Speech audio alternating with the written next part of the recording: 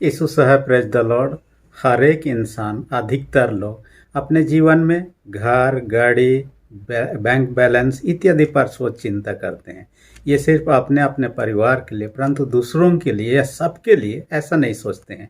परंतु एक व्यक्ति है जो सबके लिए सोचता है, सबके लिए काम करता है, वो तो है ईश्वर। और यीशु मसीह दुनिया में आने का पीछे यही था कि दूसरों के लिए, दूसरों को बचाने के लिए अपने प्राण तक को दे दिया। और इससे हमें आज का वचन में जो रोमी 15 अध्याय 7 से 13 पद में हमें शिक्षा देने के लिए ये वचन देता है। हम दूसरों के लिए भी चिंता करें, दूसरों को भी ग्रहण करें, अपने समान उनसे भी प्रेम करें। इन बातों को परमेश्वर कैसे सबके लिए चिंता करते, इसका एक उदाहरण ये है कि बारिश जब करता है, दुष्ट लोगों के पास नहीं, अच्छे लोगों के पास ही, या खराब जगह में नहीं, अच्छे जगह में नहीं, खाली ऐसे नहीं है। सब जगह बारिश तो बारिश होता है, चाहे वो नदी नाला हो, कीचड़ जगह हो। धूप भी वैसा ही, छाया भी वैसा ही, सब जगह ही पड़ने लगता है। इसमें कोई पक्षपात नहीं है। वैसे ही परमेश्वर अपने ठंड भी, तपन भी, जो ऋतु होता है, हर जगह के लिए आता ही है। और वहाँ जितने रहने वाले लोगों के लिए, ना केवल मनुष्य के लिए, जीव जंतुओं के लिए, इसलिए सबको समान दृष्टिकोण से देखता है। परंतु रोम में हम देखने पाते हैं कि इस प्रकार की बातों को हम नहीं देख पाते हैं। वहाँ लोगों के बीच में विभाजन की स्थिति था। असल में रोम में जो मंडली स्थापना हुआ था वो पौलुस ने नहीं किया था। हालांकि रोमियों के पत्र पौलुस के द्वारा लिखा गया मानता है, और ये लगभग 57-58 ईस्वी में लिखा गया माना जाता है। और पौलुस प्रेरित अब जानते हैं कि यरूशलेम के लोगों के लिए दान इकट्ठा करता था, और कई जगह से दान इकट्ठा करके यरूशलेम जाना चाह रहा था। यरूशलेम जाने से पहले ही वो ग्रीस देश चला गया, जो कोरिन्थ नगर का बंदरगाह था, किंक्रिया, जहाँ पर वो कम से कम 3 महीना था। और उसी दरमियान में ये चिट्ठी को लिखता है रोम के लिए, और ये एक व्यक्ति के नाम से लिखता है जिसका नाम गयुस था। और उसके माध्यम से रोम वासियों को, विश्वासियों को संदेश देना चाह रहा था। क्योंकि रोम में लोगों के बीच में क्या था, ये लोग पेंतिकोस्ट पर्व के समय में यरूशलेम में थे, और यरूशलेम से लोग प्रभु का वचन को सुना, पवित्र आत्मा का बपतिस्मा को पाया, और जब अपने गांव घरों को आए, वहाँ मंदिर स्थापना हो चुका था। परंतु जो यहूदी मत में से थे, यहूदी जाति में से थे और विश्वासी बन चुके थे, वे लोग गैर यहूदी में से जो लोग मसीह विश्वास में आए थे, उनके बीच में तालमेल नहीं हो रहा था। ये लोग चाह रहे थे कि ये गैर यहूदी में से जो लोग विश्वासी हो चुके थे, ये खतना करें, ये उस रीति विधि का पालन करें जो यहूदी लोग पालन करते हैं। और इसी को लेकर दोनों के बीच में टकराव की स्थिति, और इन चीज़ों को दूर करने के लिए यहाँ पर पौलुस प्रेरित कोशिश कर रहा है अपने शिक्षा के माध्यम से। हालांकि हम इस विषय को जब देखते हैं, इस विषय का शीर्षक मैंने रखा है यीशु सबका प्रभु है। टाइटल जो रखा है यीशु सबका प्रभु है। इसके अंतर्गत 3 मुख्य बातों पर चर्चा करेंगे, खासकर 2 है और तीसरा पर भी हम चर्चा करेंगे। पहला कहता है हम एक दूसरे को ग्रहण करें, जो कि 8 और 9 पद में हम देखने पाते हैं। असल में यीशु मसीह का जीवन या परमेश्वर का जीवन को बारे में चर्चा करता है। पौलुस प्रेरित कहता है कि यीशु इस दुनिया में आया न केवल यहूदियों को बचाने के लिए, सबके लिए आया, सबके लिए अपना प्राण त्याग दिया। इसलिए हम एक दूसरे के साथ मेल मिलाप से रहें, एक दूसरे को ग्रहण करें। इसका उदाहरण हम आजकल का परिस्थिति से ले सकते हैं। अब देखिएगा, किसी भी माता पिता का 4, 5, 6 जो बेटा बेटी होते हैं, सबका एक रंग नहीं होता है, सब एक जैसे नहीं होते हैं, सब एक ऊंचाई के नहीं होते हैं, सब एक कलर के नहीं होते, अलग अलग हो सकते हैं। इनमें से इसका मतलब जो काला दिख रहा है उससे घृणा करना चाहिए, जो गोरा दिख रहा है उससे नहीं घृणा करना चाहिए, ऐसी बात नहीं है। हमें एक दूसरे से बैर भावना नहीं रखना है, चाहे जो जैसे भी पढ़ा लिखा हो, कोई काम पढ़ा लिखा हो, कोई ऑफिसर बन गया हो, कोई नौकर जैसे जीवन व्यतीत कर रहा है, लेकिन हमें एक दूसरे को तुच्छ नहीं करना चाहिए। और बैर भावना रखना पाप है। बाइबल के अनुसार 1 यूहन्ना 3 अध्याय 15 पद में देखिए, जो अपने भाई से बैर रखता है वो हत्यारा है, और किसी हत्यारे में आनंद जीवन नहीं। यानी कोई दूसरों के प्रति बैर भावना मन में रखता है, वो हत्या के बराबर समझा जाता है और हत्यारा व्यक्ति स्वर्ग को नहीं जा सकता है। इसलिए हमें चाहे भाई बहन में जैसे भी हो, एक दूसरे से मेल प्रेम के साथ एक दूसरे को ग्रहण करते हुए हमें एकता में बने रहकर आगे बढ़ना चलना चाहिए। हम 5 अंगुली का उदाहरण ही ले सकते हैं। 5 अंगुली एक समान नहीं है, अलग अलग है। 5 अंगुली का नाम भी अलग है। अंग्रेजी से कहें तो इसे लिटिल फिंगर, इसमें ring finger, middle finger, index finger या तो 4 फिंगर, ये तो थंब होता है। तो ये अलग अलग नाम है, अलग अलग लंबाई, अलग अलग मोटाई के हैं। फिर भी काम करते समय सबको एक साथ मिलना पड़ता है। कुछ चीज़ों को पकड़ना हो, काम करना हो, नहीं तो काम करना संभव नहीं। वैसा ही हम चाहे किसी भी जाति धर्म के क्यों ना हो, किसी भी जगह के क्यों ना हो, हम एक दूसरे को ग्रहण करें, एक दूसरे से मेल प्रेम एकता से बने रहें। इसके द्वारा से ही क्या होगा, हमारा समाज का, देश का भला और उन्नति होगा। यीशु मसीह न केवल उन यहूदियों के लिए मरा, अपना प्राण कलवरी के क्रूस पर दिया, परंतु सबके लिए। आप एक चीज़ को ध्यान दीजिए, उन्होंने जो लहू बहाया क्रूस काट के ऊपर में, आप देखिएगा हाथ को पूरा ऐसा किया हुआ। और ये देखिएगा यीशु मसीह अपना जो लहू बहाया सबके लिए, ना केवल बहाया, सबको ग्रहण करने के लिए अपने बाहों को फैला दिया है। ये न केवल किसी एक जाति के लिए, एक प्रकार के लोगों के लिए, सारे संसार के लोगों के लिए, कोई भी है सबको निमंत्रण है। उनके पास आ सकते हैं, उनका उद्धार में शामिल हो सकते हैं जो उन्होंने पूरा किया। इसलिए हमें भी एक दूसरे से प्रेम में बने रहना चाहिए, एक दूसरे के साथ में मेल विराम से रहना चाहिए। लेकिन ऐसा सब जगह संभव नहीं है। मैंने नया नया है एक चैनल शुरू किया है। इस चैनल को जो लोग दर्शक देख रहे हैं उनके लिए भी ये सूचना की बात भी है।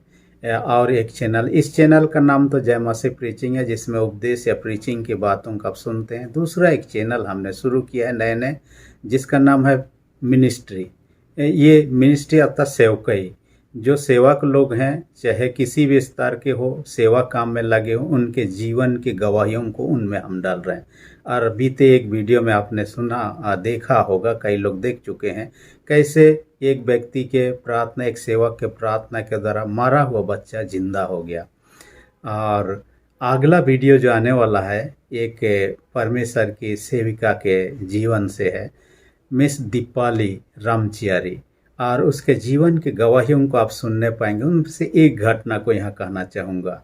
ये हिंदू परिवार में जन्मी, परंतु उनके पिता बीमार होने के बाद में प्रार्थना करवाया गया। अन्य जगह कहीं चंगाई नहीं, प्रार्थना का चंगाई होने के बाद प्रभु में विश्वास में आ गया। विश्वास में आने के बाद गांव के लोग उनको गांव से खदेड़ दिया और अपना सारे सामान, धान दौलत, जमीन जायदाद छोड़कर उनको भागना पड़ा। परंतु जिन लोगों ने उनको भगाया था, उनमें से मुखिया जो थे, कुछ ही दिन के अंतराल नहीं बीतने के बाद ही एक दिन क्या हुआ, ये लोग सो गए। सुबह उठने तक सारे लोग, उनके ना केवल मुखिया, उनके बेटा लोग भी मारे गए, मारा हुआ पाए गए। कैसे हुआ हम नहीं जानते हैं, परंतु ये लोग ऐसे थे, इनको घर से खदेड़ दिया, गांव से खदेड़ दिया, सारे चीज़ को छोड़ना पड़ा।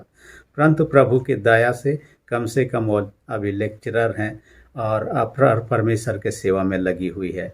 तो कहने का मतलब सब जगह सबको ऐसा मेल प्रेम एकता में बने रहे ऐसा नहीं चाहते, लेकिन प्रभु देखता है सब चीज़ों का और न्याय एक दिन करने वाला है। यूहन्ना 17 अध्याय उसका 20-21 पद में परमेश्वर का वचन क्या कहता है, चाहता है कि हम एकता में बने रहें। जैसे पिता यीशु परमेश्वर पिता से एकता में है, वैसे ही हम भी यीशु के साथ, परमेश्वर के साथ और एक दूसरे के साथ एकता में बने रहें।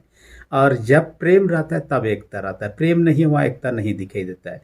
इसलिए यीशु मसीह जब अंतिम शिक्षा में क्या कहा, एक दूसरे से प्रेम रखो, यूहन्ना 13:34 में कहता है, नई आज्ञा देता है, एक दूसरे से प्रेम रखो, इसी से लोग जानेंगे तुम मेरे शिष्य हो, कहता है। दूसरा पॉइंट पर हम चर्चा करेंगे, वो कहता है सब मनुष्य मिलकर परमेश्वर की स्तुति करें, एक दूसरे को ग्रहण करो। पहला में हमने देखा, दूसरा में सब मनुष्य मिलकर परमेश्वर की महिमा करें, ये ईश्वर की इच्छा है, क्योंकि मनुष्य को बनाने के पीछे यही उद्देश्य है।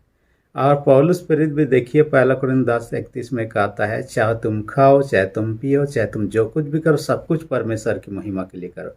पुराना नियम की किताब अब यशायाह 43 अध्याय का 7 पद 21 पद में हम देखने पाते हैं, 7 और 21 पद में, मैंने अपने प्रजा को किस लिए बनाया? अपने महिमा और गुणानुवाद के लिए बनाया।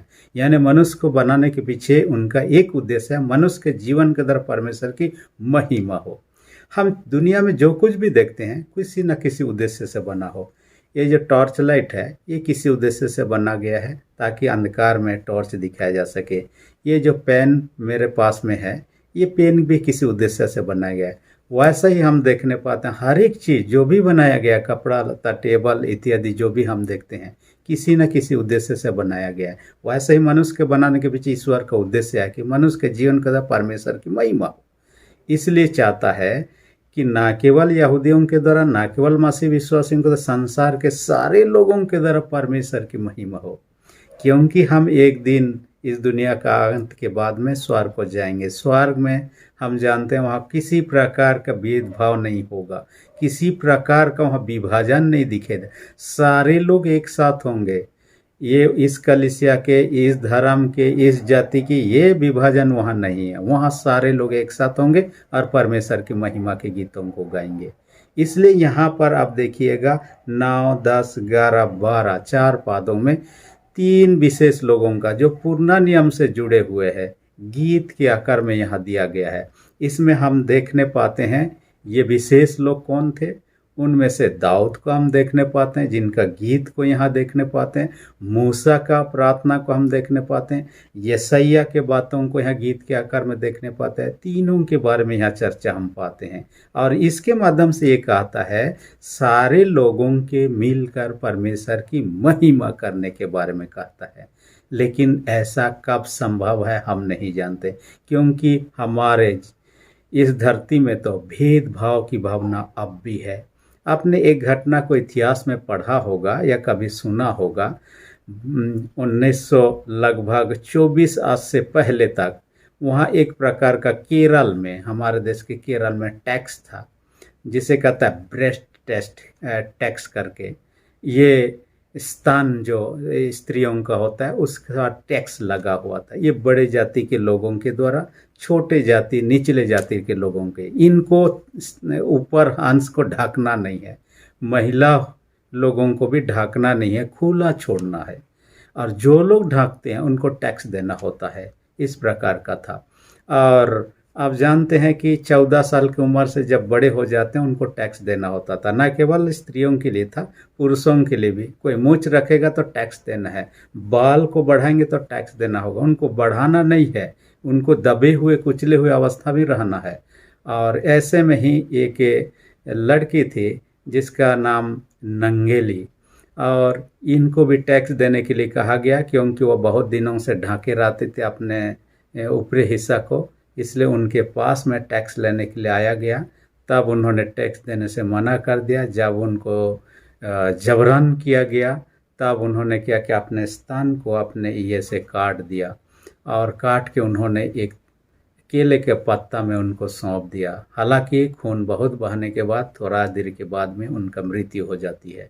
परंतु एक बात को हम देखते हैं, यहाँ पर भेदभाव की भावना, सब कोई मिलजुल रहने की भावना नहीं है। परंतु प्रभु ऐसा नहीं चाहता है, सारे कोई मिलजुल कर रहें, प्रेम से रहें और एक साथ परमेश्वर की महिमा करें।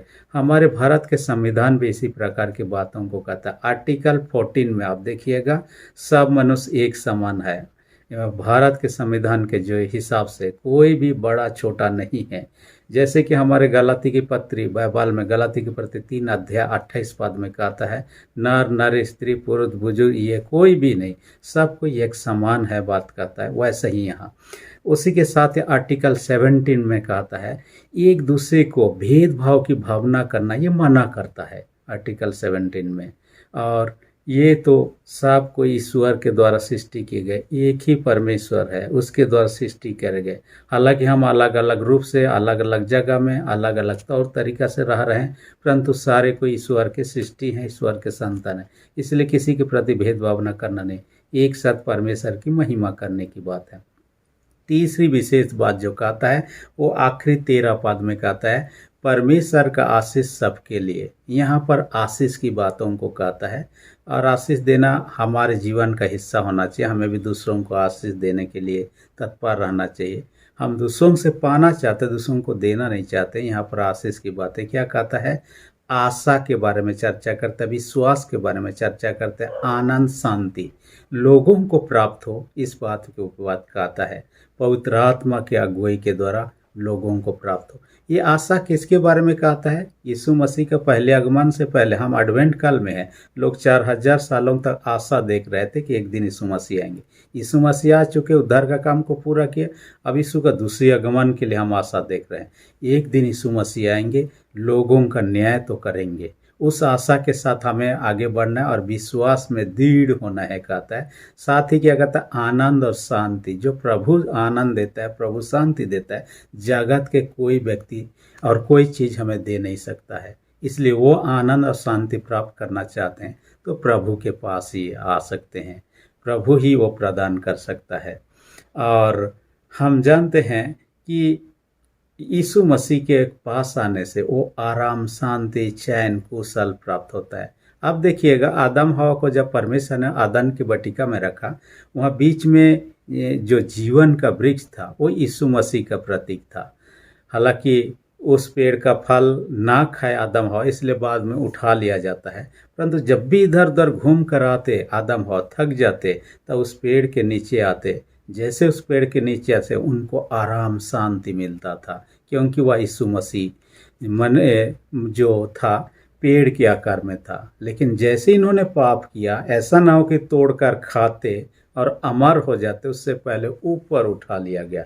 और वही जो पेड़ था 2000 साल पहले मनुष्य रूप धारण करके फिर से आया इस दुनिया में और हमारे बीच में रहा यीशु मसीह, जिन्होंने उद्धार का काम को पूरा किया। उसके द्वारा हमारा आशा है एक दिन फिर आएंगे। हमारा अभी दुख तकलीफ क्यों ना हो, यीशु मसीह एक ऐसा जीवन देने के लिए आने वाले हैं जो जीवन खत्म नहीं होगा।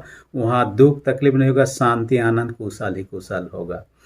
एक व्यक्ति का जीवन के बारे में आपने पढ़ा होगा, नेपोलियन। एक समय में जब सेना में था, उनके सैनिक लोग हारने लगे, कोई उम्मीद नहीं था। जब उनके सेना का एक आधिकारिक रूप में बनाया, उन्होंने कहा, मैं परमेश्वर की ओर से भेजे गया इंसान हूँ और मेरे द्वारा आप लोग लड़ाई में जाएंगे, कभी नहीं हारेंगे, क्योंकि ईश्वर ने मुझे भेजा है। लोगों के मन में उम्मीद जगा दिया, लोगों ने सब समझा सही है और लड़ाई में गया, सचमुच में जीत हासिल कर लिया। असंभव जैसे शब्द को अपने डिक्शनरी में रखना नहीं चाहता था, हर चीज़ में संभव। लेकिन हमेशा उनके राज में शांति नहीं रहा। यहाँ तक कि जिस पहाड़ में कभी कोई भी व्यक्ति पार नहीं हो सका, पार होने का कोशिश किया, जिंदा वापस नहीं आया, उस पहाड़ में भी लोगों को, अपने सैनिकों को पार करवा दिया। उनमें कितना जोश भर दिया। हालांकि ऐसा नहीं कि बड़े खूंखार व्यक्ति था, 5 फुट 2 इंच का व्यक्ति था, आप समझ सकते हैं। इसलिए उसके कद को लेकर कई बार उसका हंसी उड़ाएगा, लेकिन उसके बातों में दम था, लोगों में जोश भर देता था। और एक समय आया, फ्रांस का सम्राट भी बन चुका। लेकिन ये हमेशा नहीं रहा। एक समय आया, बिखर गया, वो भी जेल में बंदी होकर रहा, अंत में ऐसा ही मृत्यु हो गया। लेकिन मसीह का राज्य जिसकी हम उम्मीद कर रहे हैं आने की, वो ऐसा नहीं होगा, कभी ख़त्म नहीं होगा, हमेशा बने रहेगा। इसलिए आओ सब मिलकर प्रभु के पास आएं और उस आनंद जीवन जो कि आनंद, शांति, कुशल से भरा हुआ, मेल प्रेम के साथ रहते हुए, प्रभु के साथ जुड़ते हुए उसे प्राप्त करें। क्योंकि हम अपने आप से उस जीवन को प्राप्त नहीं कर सकते। यीशु मसीह उस जीवन को देने के इस दुनिया में है, उसी पर हम विश्वास करें। परमेश्वर ऐसा करने आपकी मेरी सहायता अगुवाई करें। आमीन। हम प्रार्थना, सेनाओं के जीत पिता धन्यवाद देते हैं, आज के वचन का हमसे बातें किया, हर एक के जीवन में ये काम करने पाएँ। जिनके विश्वास कमजोर, उनके विश्वास को दृढ़ मजबूत कर। जितने बीमार उन सबों को तेरे हाथ में सौंप देते हैं। यीशु के सामर्थ्य लहू के द्वारा हर एक बीमारी उनको धो डाल, सुधर पाउतर कर। यीशु के नाम से पूर्ण चंगाई दे। सारे आदर महिमा तुझी को देते, प्रार्थना यीशु के नाम से मांगते हैं। आमीन। यदि आपने मेरे चैनल को सब्सक्राइब नहीं किया, इसी घड़ी रेड बटन को प्रेस करके सब्सक्राइब कर दीजिए।